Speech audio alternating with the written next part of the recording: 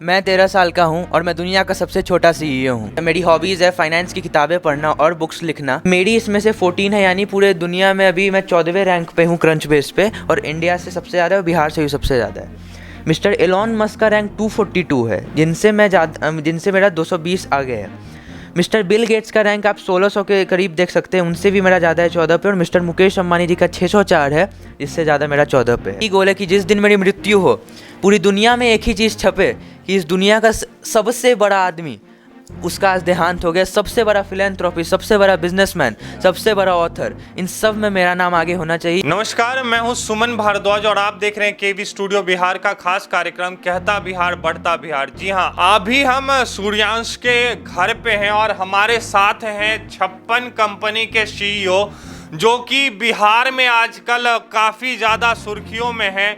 और इन्होंने बड़े बड़े बिजनेसमैन जैसे इलॉन मस्क, रतन टाटा, अंबानी, अडानी, इन जैसे बिजनेसमैन को जो है रैंकिंग में पीछे छोड़ा है, अपने काम के दम पे पीछे छोड़ दिया है।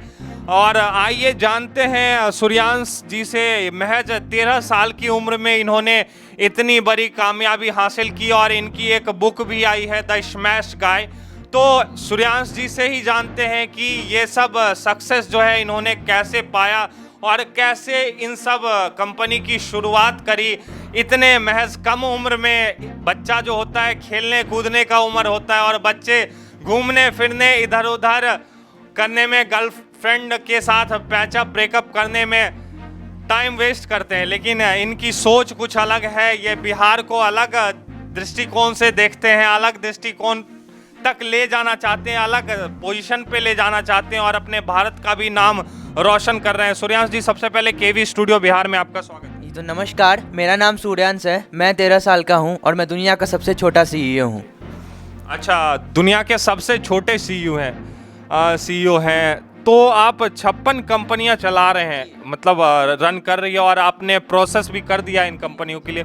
तो ये सारी थिंकिंग, इनोवेशन कैसे आई, कहाँ से आई? सबसे पहले तो एक छोटा सा परिचय दे दें, आपने स्कूलिंग कहाँ से की, इस सब के बारे में थोड़ा सा। जी, तो अभी मैं 13 साल का हूँ, मैं 10th क्लास में पढ़ता हूँ और मैं सुशांत पब्लिक स्कूल का स्टूडेंट हूँ। इसके साथ साथ मैं फाइनेंस की फील्ड में काम करता हूँ, मैं एक ऑथर हूँ। मेरी हॉबीज़ है फाइनेंस की किताबें पढ़ना और बुक्स लिखना, और यही मेरी हॉबीज़ है, यही मेरा पर्सनल इन्फॉर्मेशन है। अच्छा, मैं देख पा रहा हूँ सामने आप रखे हुए हैं द स्मैश गाय। इसकी स्टार्टिंग कैसे हुई थी, कहाँ से हुई थी, कैसे लिखा इस बुक को आपने? 2021 के जून में मेरी बहन अपनी पहली पुस्तक लिख रही थी, शीरोज़ ब्रेकिंग स्टीरियोटाइप्स।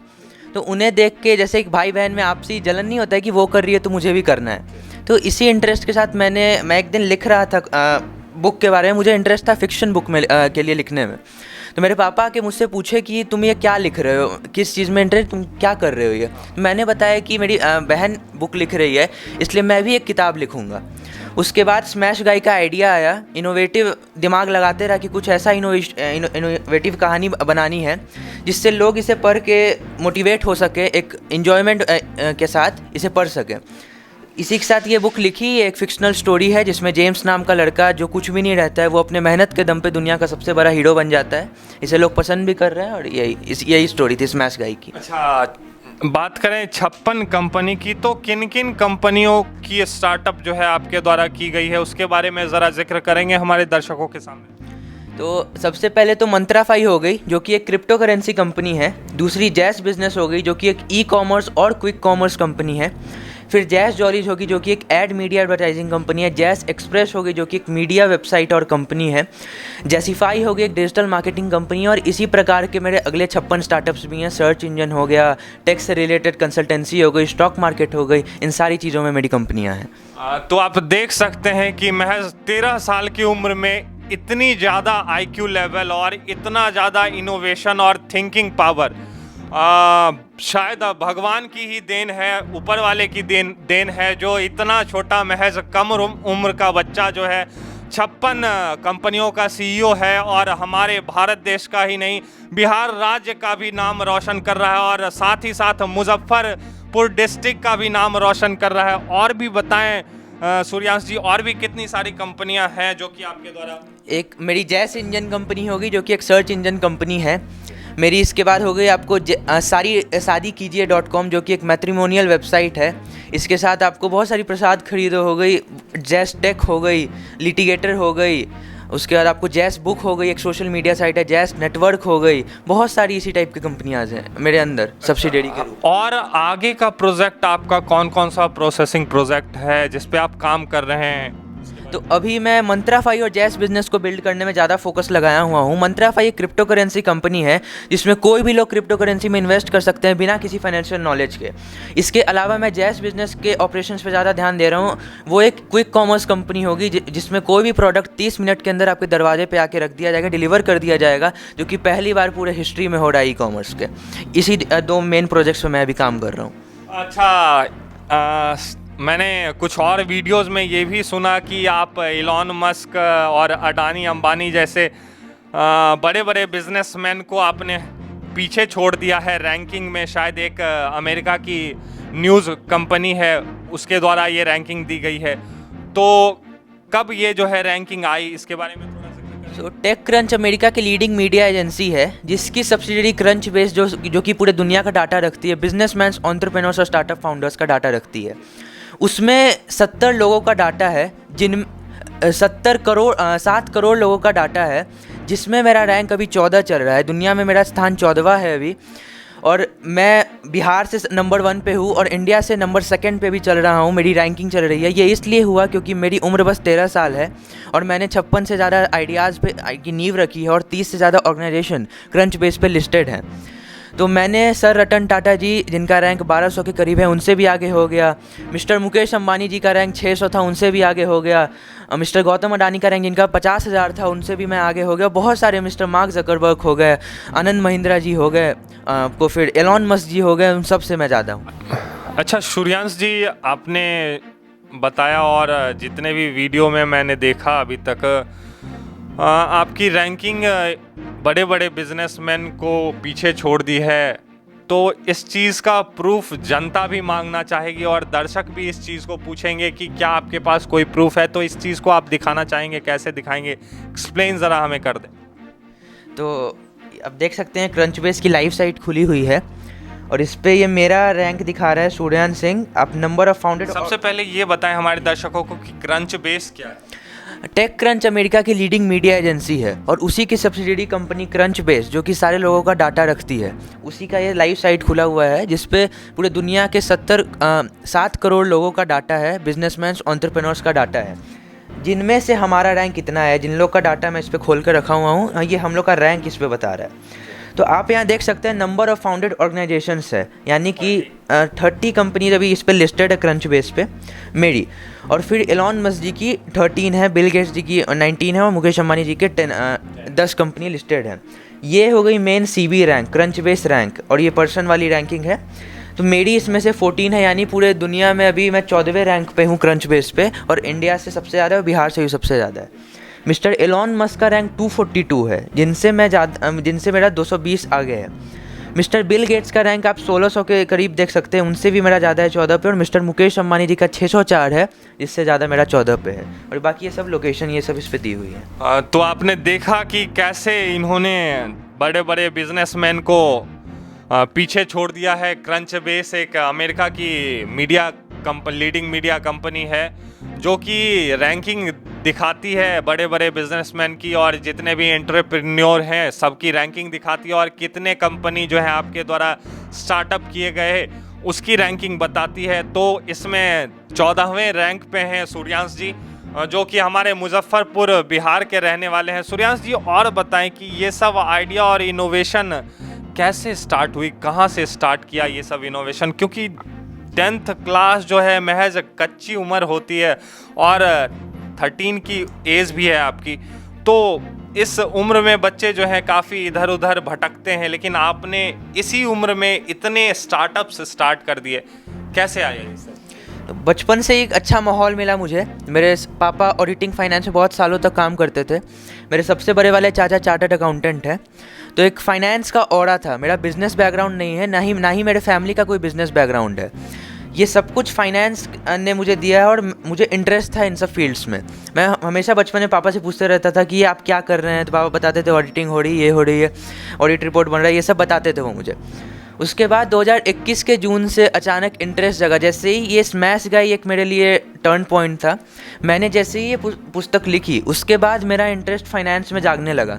उसके पहले मुझे कुछ पता नहीं था लाइफ में क्या करना है, कुछ मतलब गोल भी नहीं था कि इंजीनियर बनना है, डॉक्टर बनना है, कुछ नहीं। अचानक से एक सडन चेंज आया मेरे अंदर 2021 के जून के बाद। मुझे डेट भी याद है, 16 जून के बाद ऐसा हुआ था। उसी के बाद सबसे पहला बिज़नेस आइडिया था मेरा जैस बिज़नेस। वो आया था क्योंकि मैं देखता था कि लोग ऑर्डर करते हैं तो कभी कभी 7 दिन लग जाते हैं प्रोडक्ट डिलीवर होने में, कभी कभी प्रोडक्ट डैमेज निकल जाता है, कभी कोई डिलीवरी पार्टनर ही आपके साथ बदतमीजी करके चला जाता है। इन सारे प्रॉब्लम से छुटकारा के लिए मैंने जैस बिज़नेस को बनाया और वो मार्केट में कुछ महीनों में आने वाला है। इसके बाद आपके पास कोई भी प्रोडक्ट 30 मिनट के अंदर डिलीवर हो जाएगा और जो कि फास्टेस्ट होगा पूरे हिस्ट्री में। इंटरेस्ट बढ़ता रहा और क्रिप्टो करेंसी ये सब के बारे में नवंबर के बाद मुझे इंटरेस्ट आया, जब क्रिप्टो करेंसी की बूम चल रही थी, बहुत तेज़ी से ग्रो हो रहा था मार्केट।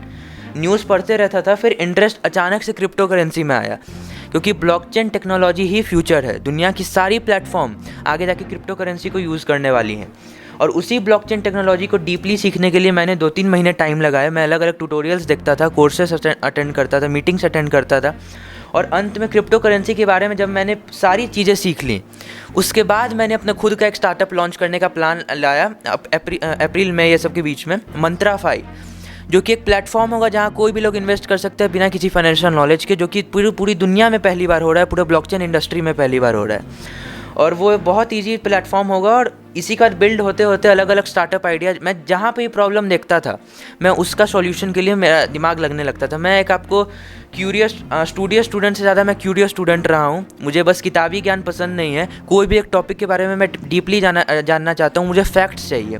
मैं ऐसी ही हवा वाली बातों पर विश्वास नहीं रखता। और बिल्ड होते गया, स्टार्टअप्स बन रहे हैं और भी जितने प्रॉब्लम्स आगे भी आएंगे मैं सबके स्टार्टअप्स लॉन्च करूंगा, क्योंकि वही एक ज़रिया है लोगों के पास अपना प्रोडक्ट पहुंचाने का। स्टार्टअप का जब आपके पास टैग लग जाता है, एक सब्सिडरी का टैग लग जाता है, तो आप लीगली सब कुछ कर सकते हो और लोगों का प्रॉब्लम एक हाई स्केल पे सॉल्व कर सकते हो। अच्छा, आपने बात की क्रिप्टो करेंसी की, तो बहुत सारे लोग जो हैं इस चीज़ में जाके डूब जाते हैं। मेन रीज़न क्या होता है इस चीज़ में डूबने का? सबसे एक ही मेन रीज़न है लालच।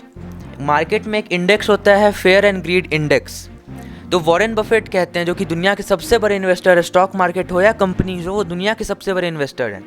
और क्रिप्टो करेंसी में फेयर और ग्रीड इंडेक्स होता है कि यानी जब लोग डर जाते हैं तो आपको उस समय खरीद लेना है। जब मार्केट लाल हो जाता है, जब रेड आपको क्रिप्टो करेंसी के वॉल्यूम्स दिखने लगते हैं, चार्ट्स आपको रेड दिख रहे हैं, वही मेन टाइम होता है बाइंग का। लेकिन लोग क्या गड़बड़ करते हैं, वो देखते हैं आज बिटकॉइन 17 का है और अगले दिन वो 19 का हो गया, वो सोचते हैं मार्केट अभी बढ़ रहा है, अभी इन्वेस्ट कर देते हैं। तो वही 19 लाख का वो कभी घट के 18 पे आ सकता है, तो वो लॉस झेल लेते हैं। तो आप तभी इन्वेस्ट कीजिए जब सारे लोग मार्केट में डर रहे हैं, और जब सारे लोग खुश हों तो आप डर जाइए। जब मार्केट तेजी से बढ़ रहा हो, जब सारे लोग इन्वेस्ट कर रहे हो, तो आप मार्केट से अपना जो भी क्रिप्टो करेंसी का होल्डिंग है वो सब बेच के निकल जाइए। लालच सबसे बड़ा गेम होता है। आपको शिबा इनू नाम का एक क्रिप्टो करेंसी बीच में चला था, बहुत वायरल हुआ था ये मीम। मिस्टर एलॉन मस्क ने भी ट्वीट किया था, क्योंकि वो अच्छा है, उसका फंडामेंटल्स अच्छे हैं, जो कि आगे अच्छा काम करेगा शिबा इनू, वो गलत नहीं है। उसके पीछे लोगों की लालच गलत है। एक बार एक फेक न्यूज़ चला कि एक आदमी ने 1000 रुपये लगाए और वो 850 करोड़ बन के निकले। लेकिन क्या हुआ, उसके बाद वो अपनी होल्डिंग्स को बेच ही नहीं पाए। बहुत सारे स्कैम शायद इन क्रिप्टो करेंसी में होते हैं, जिससे लोगों का विश्वास हर दिन डगमगा जाता है। क्रिप्टो करेंसी विश्वास की चीज़ें, ये पूरी गेम ही विश्वास पे चलती है, फंडामेंटल्स हो या ना हो अंदर की। आप टाटा में इन्वेस्ट कर रहे हो तो आप देख रहे हो कि ये सदियों से 100 साल 150 साल पुरानी कंपनीज हैं, उनके स्टॉक्स आप खरीद रहे हो। रिलायंस में इन्वेस्ट कर रहे हो तो आप देख रहे हो कि ये इसकी ग्रोथ है। आप हर जगह रिलायंस के आप मार्ट्स देखोगे, आप ऑनलाइन रिलायंस इतना आगे बढ़ा है, जियो को सब जानते हैं। आप उसमें इन्वेस्ट करोगे तो आपको ही पता है कि मैंने मुकेश अंबानी के ऊपर बेट लिया है, मैंने मिस्टर मुकेश अंबानी के ऊपर बेट लिया है। लेकिन क्रिप्टो करेंसी में बहुत सारे लोगों के फाउंडर्स के बारे में ही लोगों को पता नहीं है, यानी कि डॉगे कॉइन किसने बनाया, बिटकॉइन किसने बनाया, किसी को पता ही नहीं है। आप कैसे विश्वास कर लोगे? बस आप चार्ट ऊपर जा रहा है, लोग प्रॉफिट कमा रहे हैं, ऐसे ही करके आप समुद्र में उतरोगे तो डूबना तो उसमें कन्फर्म ही है। रिसर्च करना ज़रूरी है, अपना टेक्निकल एनालिसिस लगाना ज़रूरी है। कोई भी चीज़ बिना सीखे नहीं होती। अगर आपको अर्न करना है तो उसमें एल जोड़ के लर्न कीजिए, पहले सारी चीज़ों को सीखिए, उसके बाद ही आप पैसे कमा पाएंगे। ऐसे अंधेरे में भागने से कुछ नहीं होगा। लॉस वैसे भी झेल रहे हैं और आगे भी झेलते रहेंगे। अच्छा, दुनिया के सबसे यंगेस्ट सीईओ का शेड्यूल क्या है अपने डेली लाइफ का, उसके बारे में क्या जिक्र करना चाहेंगे हमारे दर्शकों, क्योंकि उस चीज़ को फॉलो करना चाहेंगे बहुत सारे लोग, तो इस चीज़ के बारे में थोड़ा जिक्र करें। जी, तो मैं सबसे पहले सुबह 6-7 बजे उठता हूँ, क्योंकि रात के 12-1 बज जाते हैं सोते हुए। नींद भी ज़रूरी है, क्योंकि मिस्टर जेफ बेजोस कहते हैं वो डेली 8 घंटे की नींद लेते हैं, लेकिन उनकी संपत्ति आज 10 लाख करोड़ रुपए हैं, तो उनकी बात मानना ज़रूरी है। वो कहते हैं लाइफ में अच्छे डिसीजंस लेने के लिए अच्छी नींद भी ज़रूरी है। ये ज़रूरी नहीं है कि सिर्फ 4 बजे उठने वाले लोग ही सक्सेसफुल बने। मैं आपको हज़ारों एग्जाम्पल सभी से बैठे दे सकता हूँ, अंधाधुन जो सक्सेसफुल बने लेट उठ के। वो आपके ऊपर डिपेंड करता है कि आप कितने प्रोडक्टिव रहते हो अपने काम को लेके। मैं उठता हूँ, सबसे पहले तो नॉर्मली मेल, लिंक्डइन ये सब चेक करता हूँ। इंस्टाग्राम पे जो लोग मुझे टैग करके स्टोरीज लगाते हैं वो सब देखता हूँ। ये नॉर्मल मेरा स्टार्ट रहता है। उसके बाद कुछ, मैं भी एक स्टार्टअप फाउंडर की लाइफ जी रहा हूँ। वो सीईओ नहीं कि हर समय जो फ़ोन करते रहता है, ऑर्डर देते रहता है, ये करो वो करो। मैं अभी डिज़ाइनर भी मैं ही हूँ, कोडर भी मैं ही हूँ, कंसल्टिंग भी मैं ही करता हूँ, और जितनी टेक के रिलेटेड चीज़ें वो सारी मैं ही करता हूँ, क्योंकि मुझे हसलिंग पसंद है। और इसलिए मेरे जैसे इनोवेटिव लोग जो इस दुनिया में आज गुमशुदा हो रहे हैं, जो किसी को पता ही नहीं कि वो एग्जिस्ट भी कर रहे हैं, उन लोगों को अपॉर्चुनिटी देने के लिए मैंने कंपनी में एक रूल लगा दिया कि इसमें कोई भी लोग आके जो टैलेंटेड है, जिनके पास स्किल्स है, वो मेरी कंपनी में एक एम्प्लॉय के तरह ज्वाइन कर सकते हैं, एक ऑफिसर की तरह ज्वाइन कर सकते हैं। कोई भी डिग्री की आवश्यकता नहीं है। आप अगर, मेरी एक स्पेस कंपनी है जैज स्पेस, उसमें इंजीनियर बनना है, चीफ इंजीनियर बनना है आपको, तो आपको इंजीनियरिंग की डिग्री नहीं चाहिए। आपके पास स्किल होना चाहिए रॉकेट्स कैसे बनाने हैं, मैं आपको हायर कर लूँगा उसी के बेसिस पे। और मैं अभी दिन के 17-18 घंटे काम करता हूँ, कभी कभी 15-14, ये मिनिमम 14 घंटे तो मिनिमम है मैं दिन के काम करता हूँ। 2 घंटे मैं पढ़ाई करता हूँ, क्योंकि वो भी ज़रूरी है। मैं 10th में हूँ अभी। 2 घंटे मैं पढ़ता हूँ, 17 घंटे काम करता हूँ, और उसके बाद वही जो नींद का मेरा शेड्यूल है मैंने आपको बता दिया है। अभी आपका 10th है और 12th कंप्लीट होने वाला है। 12th के बाद क्या प्लान किया, आगे क्या करना है, कहाँ जाना है? मैं पूरा बिजनेसमैन हूँ, मरते दम तक बिजनेस ही करता रहूँगा। यही मेरे अंदर का है, क्योंकि मुझे मज़ा आता है इन सब चीज़ों में, लोगों की प्रॉब्लम सॉल्व करने में मज़ा आता है।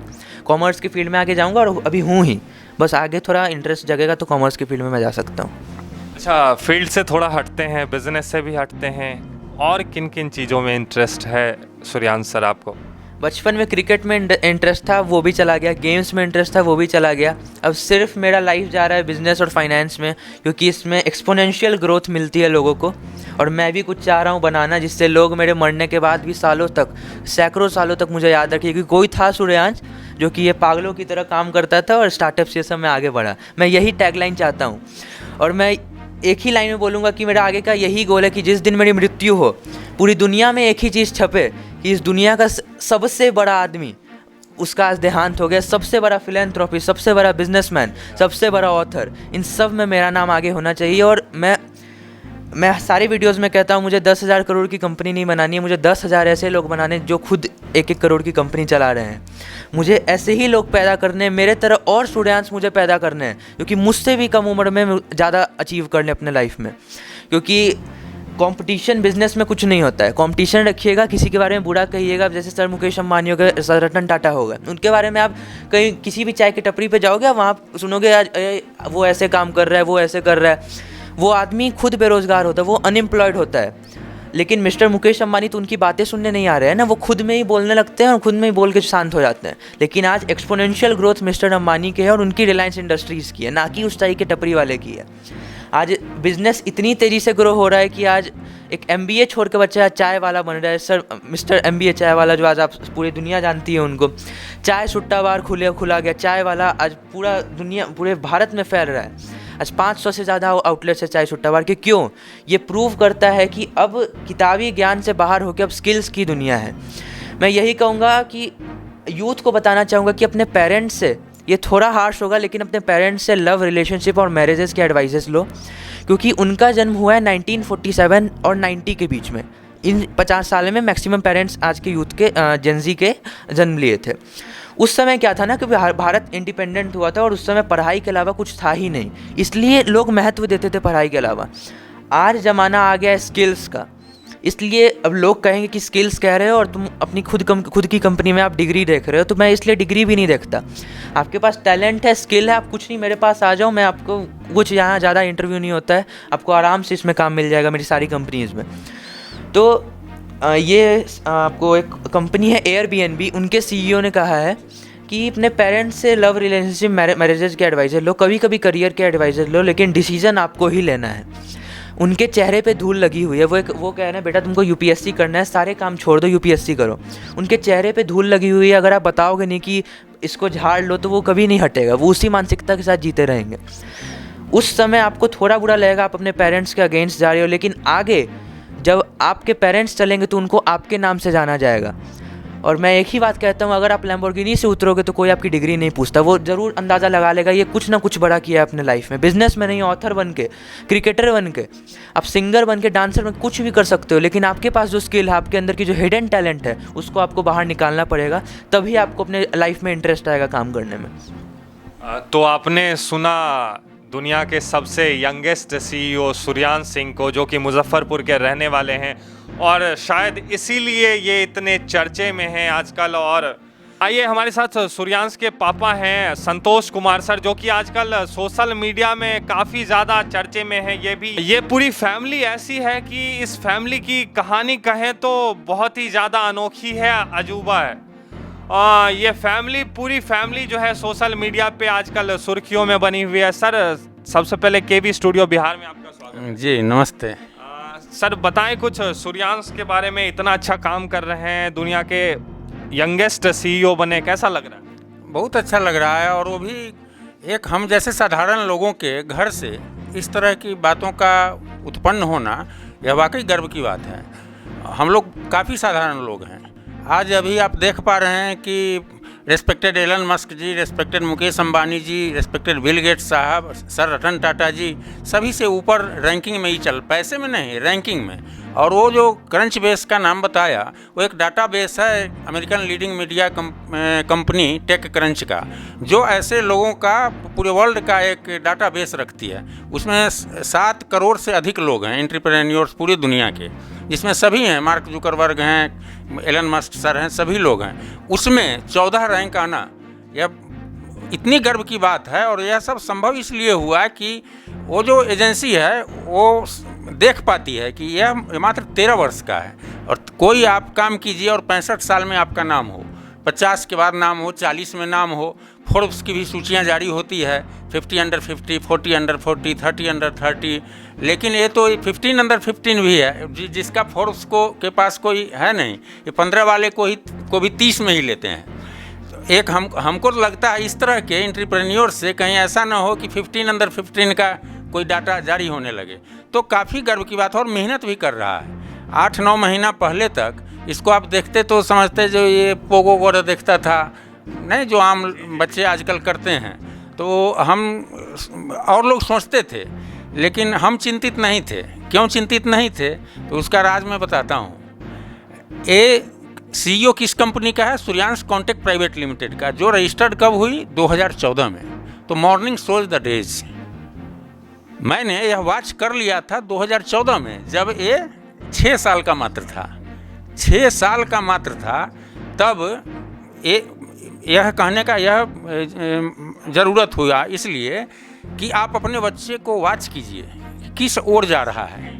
सिर्फ पढ़ने के लिए, जैसे हम लोगों के पिताजी भी सिर्फ पढ़ने को कहते थे, चूँकि उस समय दूसरा कोई रास्ता भी नहीं था। आज स्किल इंडिया और न्यू इंडिया बहुत सारे चीज़ हो गए हैं, सोशल मीडियाज हो गए। उस समय एक टेलीविज़न होता था और पूरे गांव के लोग उनके यहाँ पैरवी करते थे, जो आगे हमारा बैठे देता तो ठीक रही, रामायण महाभारत चलता था।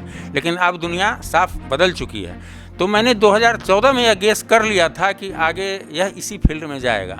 और चूँकि उम्र भी नहीं हुई थी, हम सोचे मैट्रिक इंटर के बाद इसका दिमाग जाएगा। लेकिन पिछले साल जून में जब ये बुक लिखने के साथ अचानक इसका दिमाग इस ओर गया, तो हम मने किसी को बोले भी नहीं, वाइफ को एक बार बोले कि सोनी देखो 2014 में सूर्यांश कॉन्टेक्ट प्राइवेट लिमिटेड ही मैंने क्यों रजिस्टर कराया था।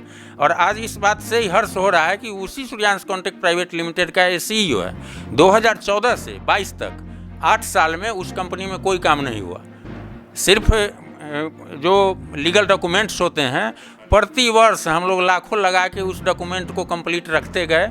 शुरू में छोटा मोटा 5-7 लाख का काम हुआ था 2014 रजिस्ट्रेशन के बाद, लेकिन आज जिस स्तर पर यह कंपनी है, तो वह मेरे सोच को दर्शाता है कि हम सही सोचे थे। तो अपने बच्चे को जज कीजिए और उसमें जो स्किल है, ऐसा नहीं कि एंटरप्रेन्योर गाने का स्किल है, नाचने का स्किल है, पेंटिंग का स्किल है, क्रिकेट, स्पोर्ट्स, जिस चीज़ में जाना, एग्रीकल्चर, फार्मिंग अगर वो अच्छा कर सकता है तो उसको उसमें करने दीजिए। ऐसा नहीं कि दूसरे को बच्चे को देखिए कि उसका 98% आया है और यह 72 वाला है, चाहे 45% आया है, तो इसको हम और डांटेंगे और मारेंगे नहीं। वाच करेंगे, ये आपकी कमजोरी है, आप वाच कर लीजिए कि वो क्या कर सकता है पढ़ाई के साथ भी। 33% मिनिमम ज़रूरी होता है मार्क्स कहीं पास करने के लिए। 33% अगर लायक भी है और एक्स्ट्रा स्किल उसके पास है तो वो 101% है। 101 क्यों कहा? तो डॉक्टर राजेंद्र प्रसाद जो अपने ही बिहार के थे और प्रथम राष्ट्रपति हुए, उन्होंने जब किसी क्वेश्चन का आंसर दिया तो उनको 101 नंबर दिया गया था और लिखा गया था examinee is better than examiner. तो हम दोनों मिला के 101 105 चाहते हैं, न कि 99 पर आ जाए तो हम बहुत खुश होंगे। ये सब कभी कम नंबर आया था, इसको नहीं, हमारी बेटी को, तो इसकी माँ पूरा उसको माँ से डरी हुई थी। हम उसको ला रहे थे कार से, तो ले जाके एक मिठाई के दुकान पर रोक दी और उसको हम मिठाई खिलाए। मिठाई खाने में भी उसको घबराहट हो रही थी कि क्यों खिला रहे हैं। मेरा मानना था कि कम अगर नंबर आया तो इसको और बूस्ट करो, इसको अगर मेंटली टॉर्चर करेंगे तो वो 45% भी और डाउन हो जाएगा। और अपने बच्चे को लोग सिर्फ डराता है जो तुमको मार देंगे, मारेंगे, 2-4 थप्पड़ मारेगा, आप मार नहीं सकते हैं। ये तो एक गार्जियन का है जो अपना निभाता है। तो लंबी बातें नहीं, इतना ही कहना चाहूँगा कि सूर्यांश जैसे बच्चे दूसरे के लिए एक मोटिवेशन का साधन हो सकते हैं, पूरे देश नहीं दुनिया के लिए, कि इस उम्र से इसने ऐसा सोच रखा है। और गार्जियन लोग से भी एज ए गार्जियन मैं आग्रह करता हूं कि अपने बच्चे के स्किल को देख के और उसको उसी अनुसार जीवन जीने दें और सहयोग करें, उसको डिमोटिवेट नहीं करें, किसी से तुलना नहीं करें। उसको इतना नंबर आ रहा है, अगर कोई कंपनी ही खोल लिया, अभी ये खोल लिया, कोई हमसे पूछता है और फेसबुक पर कमेंट वगैरह देखते हैं कितने लोगों को रोज़गार दिया, आपकी कंपनी की क्या टर्नओवर है, वो निगेटिव पॉइंट पर लोग जाएंगे। पॉजिटिव पॉइंट पर जाना चाहिए कि 9 महीना में यह बच्चा दुनिया के सबसे ऊपर रैंक पर चल रहा है। अगर इसका पीठ हम ठपठपाएंगे तो पैसा इसके सामने कोई मायने रखता है क्या? तो अपने लोगों को अपने बढ़ाया जाता है।